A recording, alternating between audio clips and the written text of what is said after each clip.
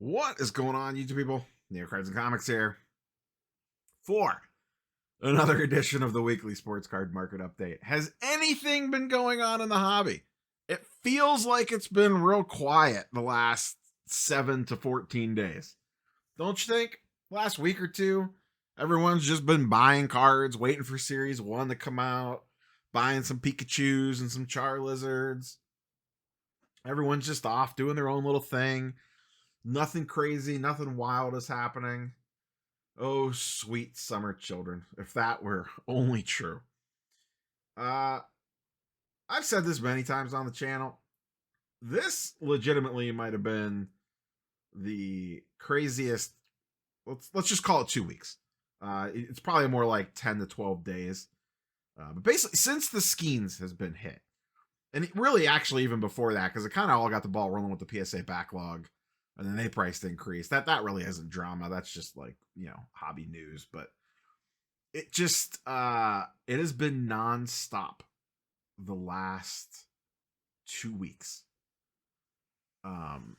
It's just been absolutely crazy. I went to a show today. Let's actually just talk about some hobby stuff first. I went to a show today, Washington, PA. Insanely busy. 600 table show down in Southwest Pennsylvania. I did shoot vlog footage. I gotta see how it comes out. I had some microphone issues because I haven't recorded for a while, and I kind of forgot to charge my wireless mic. So we'll have to check the audio on that one and see how it looks. Maybe I could do a voiceover of the footage. Insanely busy. I mean, it's a 3-day show. It's like 600 to 700 tables. It's massive.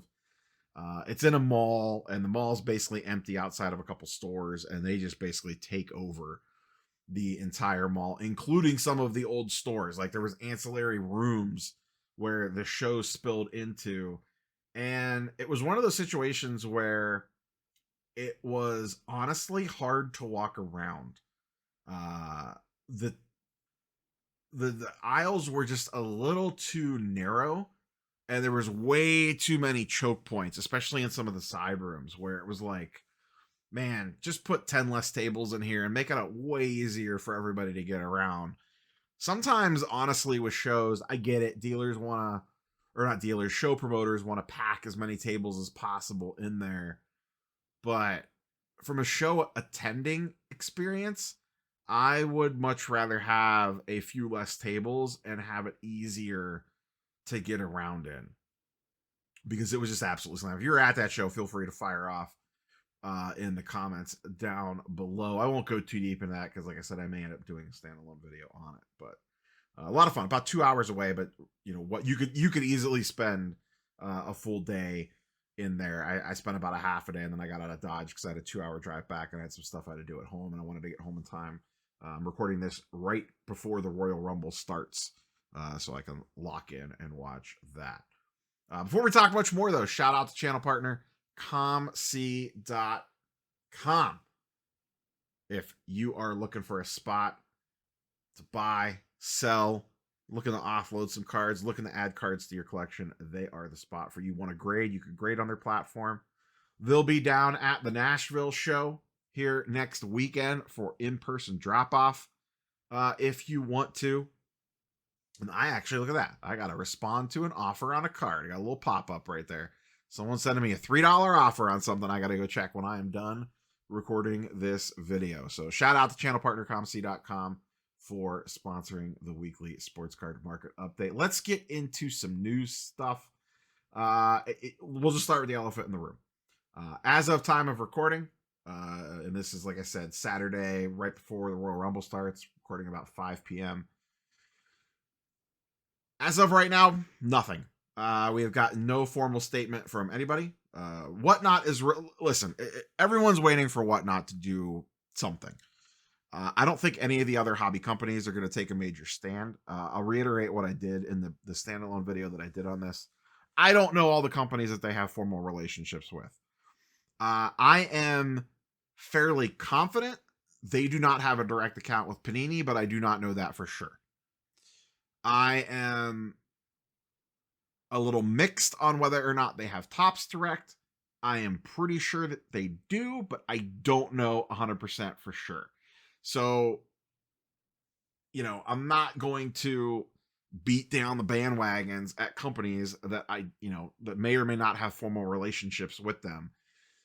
PSA, I know they've done events, like grading events at PSA headquarters, but I don't know that they have some like ongoing formal relationship with them. I'd be willing to bet you probably don't see Backyard show up at PSA anymore. Whatnot is the one that everyone is looking at. They clearly violated the terms and service. And what is scary is, and I don't shop on I do not use Whatnot. But if you are a customer of Whatnot,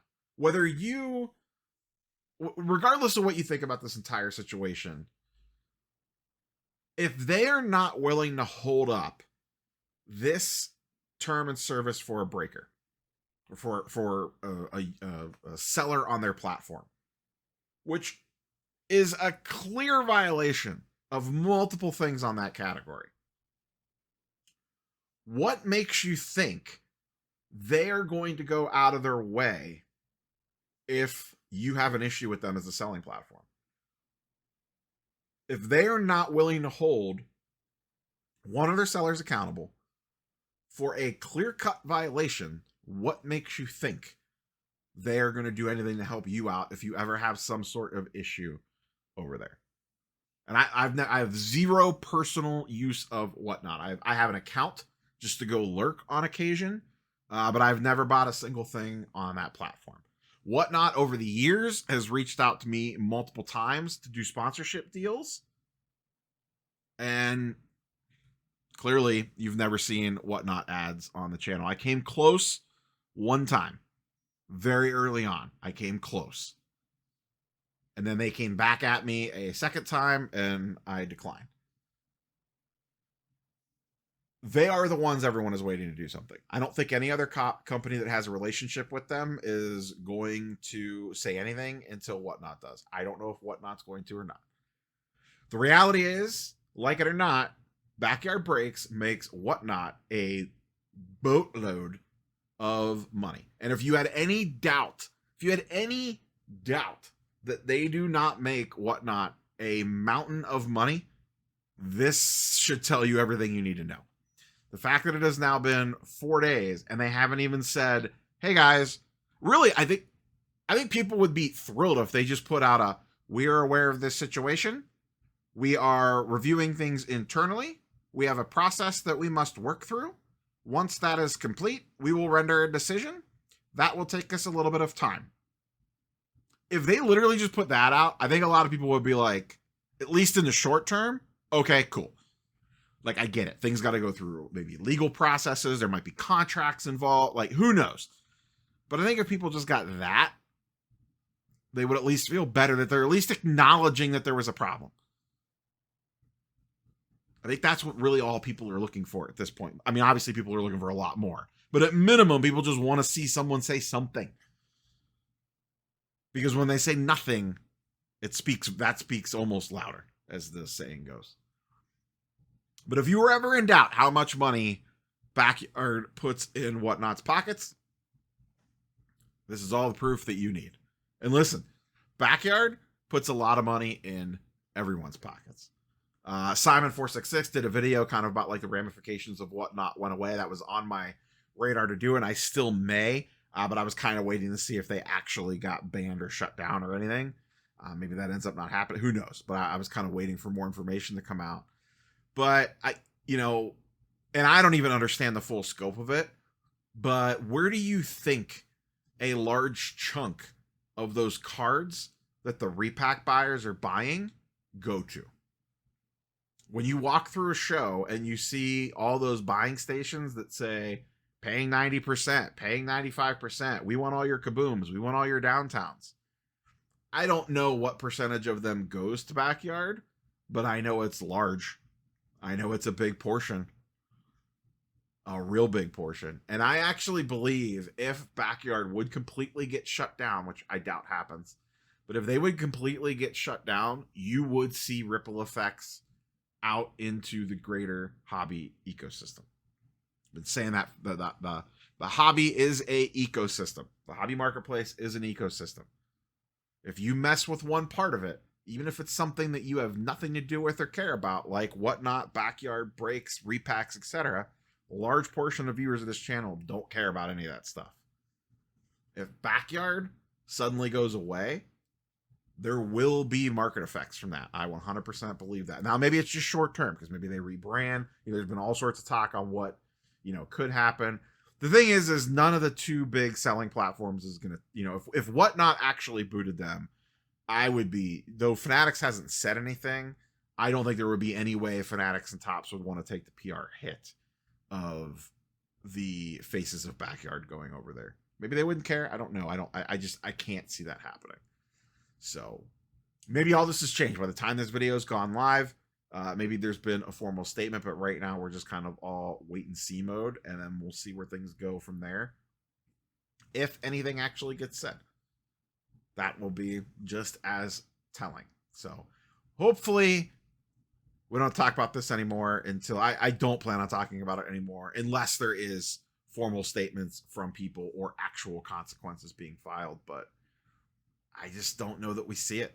I think you're seeing how much money they generate, and they are running a lot of probably, cost analysis of, if we get rid of them, what does that do to our bottom line versus riding out this PR hit and just making Grant disappear for a while. We'll see. We shall see. Something a little refreshing. I mentioned this in yesterday's video, real quick, in the Skeens 101 debut patch story that the New York Times / The Athletic had with the kids and the parents. And what I talked about in there is that there's been a noticeable switch in Topps. It could just be a one-off. We'll see. But the Ohtani 101 MLB logo man was pulled last week, and they announced it within a day. It got redeemed and picked up, and they announced it all very quickly. And I have to imagine that is an immediate reaction to the blowback that they got from the Skeens being redeemed in early January and not them going, or then them not going public with it until the end of January. At minimum, they need to do better on that. You could check out my full thoughts on that on yesterday's video. But the Ohtani 101 MLB logo man has been pulled. I believe one of the others has been pulled. I think the third one, because there was 3 versions of this card. There was this, there was the glove, and then there was the pants thing. This has now been pulled. One of the other ones has been pulled, and I believe one is still MIA. Some minor good news. eBay announced this week that fees are going up, but sports cards were unaffected. If you come down here and look at sports cards and trading cards, previously 13.25%. After the change, still 13.25%. So we skated on that one. No increased eBay fees. I'll throw this in too. Guess what little present eBay sent out this weekend? At least I got mine. Did you get yours? Did you look under the tree? Guess what everybody got? The little 1099 man came. That's right. I got my eBay 1099 over the weekend. I think it came Friday, or was there this morning when I got up? I think it was there this morning when I got up. And I saw lots of people talking around on Twitter about 1099s coming out from eBay. I got my PayPal one the week before. Keep in mind, the last thing that you want to do, and I recently did a video on 1099s. The last thing that you want to do is go to Facebook, Twitter, Instagram, YouTube comments, and get tax advice. Speak to a professional. They exist. Speak to a professional. Everybody's situation is different. No two people are the same. So go speak to a professional. The one piece of recommendation that I will give you, besides speak to a professional, keep good records.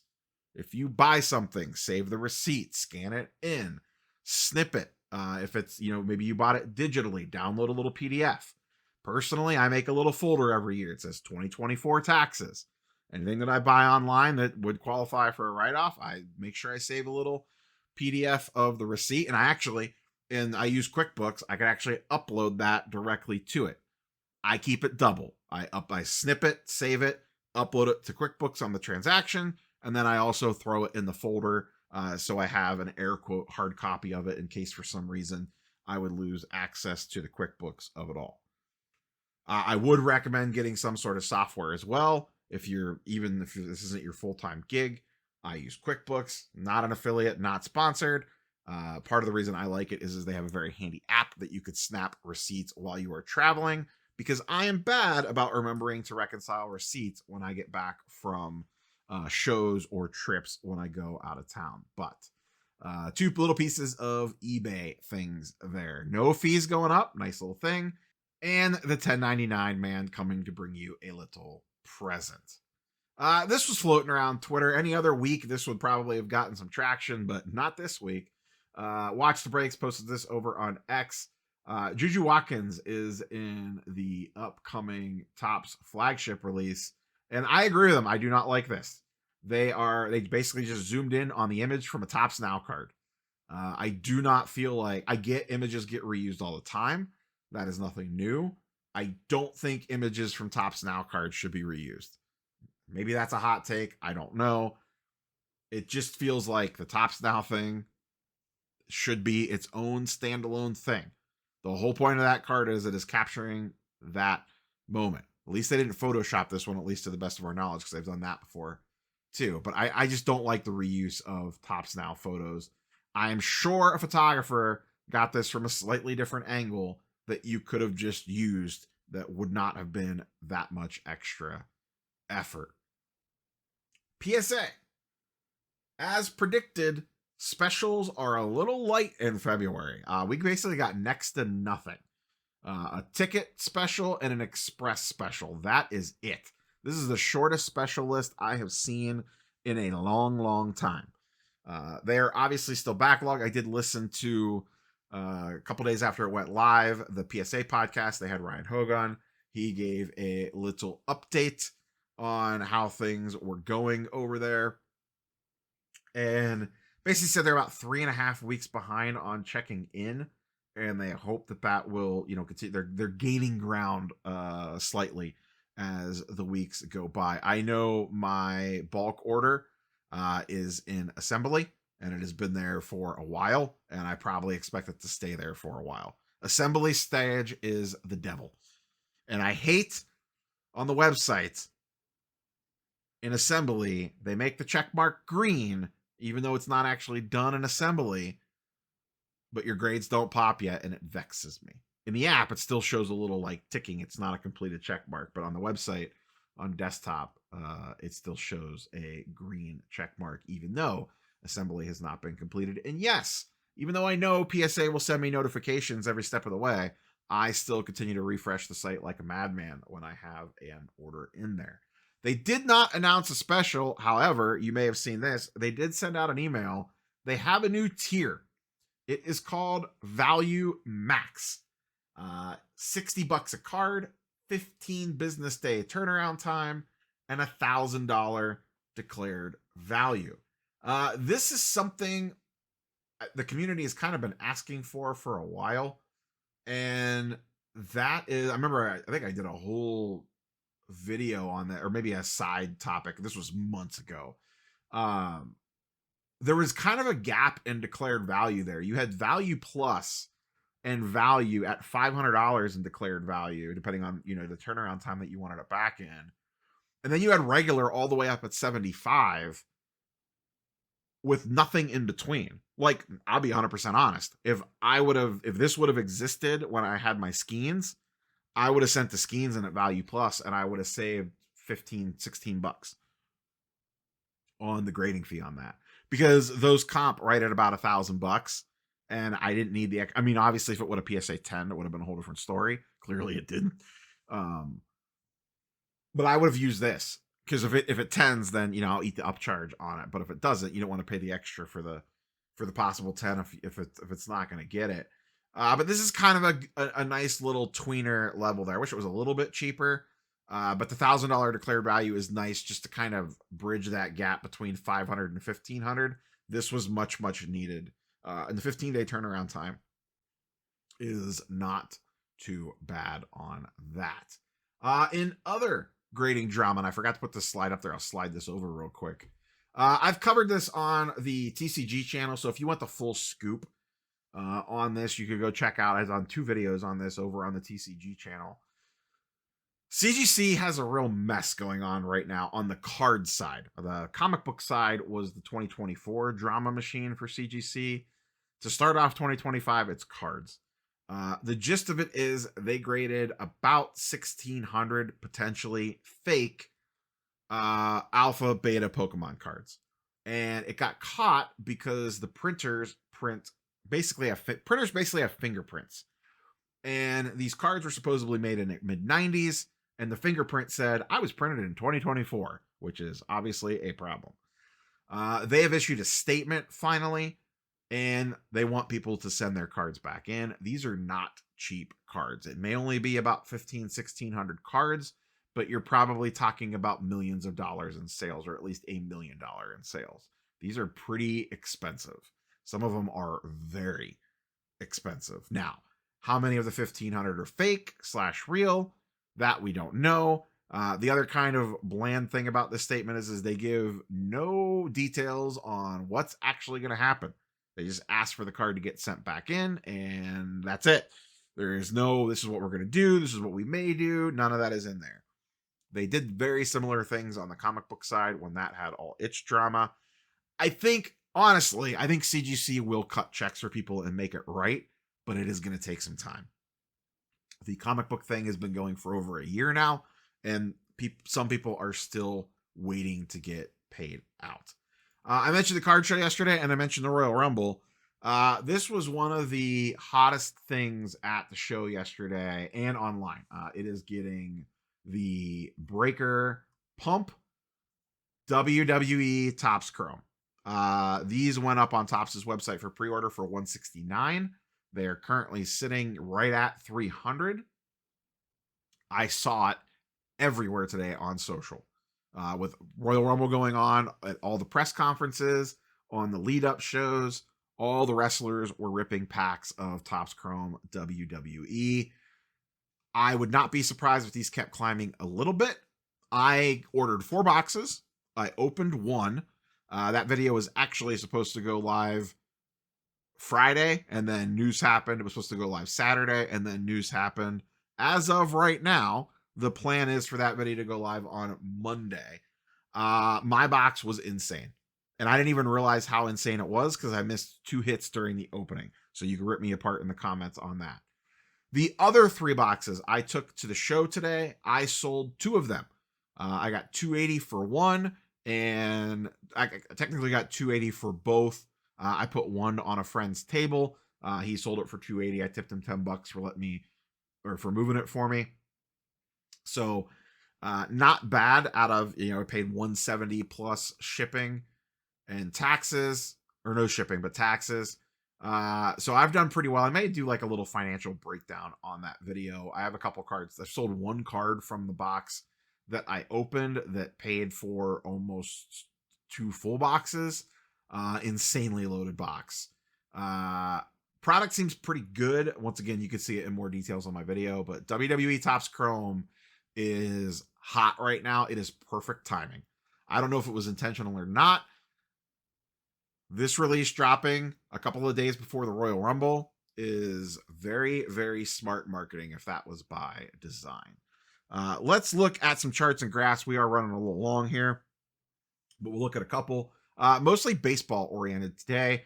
Quick check-in on Topps Chrome update. Jumbos are currently at 835. They have finally dropped down. A few have sold. It took a while. And then hobby boxes are sitting at about 500, and they seem to have stabilized there. These weren't ever going to go to 0, all clickbait thumbnails aside. It's still a loaded class. It's still a good product. It's too expensive for me. I would never rip one at that price. I learned my lesson, and I got mine at retail. But they seem to have settled into their new norms. I probably won't check in on these as often. Maybe wait like every once a month or something, pop in and look at them. But they've definitely seen a substantial drop since the skein has been pulled. But popular to YouTube thumbnails and titles, they have not gone to zero. Speaking of baseball, digging a little bit deeper, I was a little curious what some of the young and upcoming players have been doing card price wise. I went back 90 days here, which is actually pretty good. It takes us back to early November, November 3rd to be specific, which lines up pretty nicely because it's right after the World Series. Just kind of running these down real quick. I'll go ahead and expand this out. Jackson Chourio up ever so slightly, but he had a huge pump to end the season. But everybody else is actually performing pretty well. James Wood is way up in price. Wyatt Langford is way up in price. Dylan Cruz is way up in price. Woods and Cruz will be two hot names in Series 1. Jackson Merrill is up a decent chunk. Junior Caminero is getting a ton of heat in the offseason, as I've seen a lot of people talk about him getting buzz. But baseball stuff, as you know, is tradition. If you look at from November into January and February, usually creeps up, and it kind of catches you off guard because it's not huge jumps where if you look week to week that you see, oh God, this guy went up 20% last week. It's just like they creep up a couple percentage points every week. When all of a sudden you look at a 3-month chart, it's like, oh God, wait, baseball really jumped up. So I'm not surprised by this. I fall into this trap every year. I always say I need to buy more baseball in November. And then what do? Not buy any baseball in November. And this is just a small sampling of some of the more popular young players in the league as we are quickly approaching baseball season. There was a decent chunk of baseball around the show today. Lots of Bowman autos floating around at the Washington, PA show. One last one to look at. Quick little football check-in here. We got Mahomes silvers, Jalen Hurts silver, and a Saquon optic hollow is kind of the main cogs here in the upcoming Super Bowl. Obviously, we have another week to go. This is looking back at the last 2 weeks, I believe. Let me just double check that. Yes, last 14 days. Mahomes silver PSA 10, only up about 10-15%. 9, I included the 9 just because of the price point of the 10. The 9 is barely up at all. Jalen Hurts seeing a little bit of a bump up at 36%, and Saquon 0 bump up, at least throughout the playoffs. I mentioned this in previous videos. Saquon got a massive boost during season, whereas the other guys did not. Hurts basically stayed kind of meh. No one really liked Hurts during the season. And then, I'm talking card price wise. And then Mahomes, he basically stayed in that 5 to 6K range pretty much all year long on his prices as well. A little bit of a bump up here. And we'll see what the hobby says if he wins another one. All I have to say is go Eagles. I cannot stand the Chiefs. God, I cannot stand that team. Go Eagles. I would like to see Saquon win one. He has been a very fun player to watch over the years, and it would be nice to get a little bit of a change in there as well. That is all I got for you, boys and girls. As always, curious for your thoughts and comments down below as we end what might be one of the more wild 10 to 14 day periods in the sports card world that we have seen, and we'll see what the next 10 or 14 have to bring. Catch you on the next one. Base.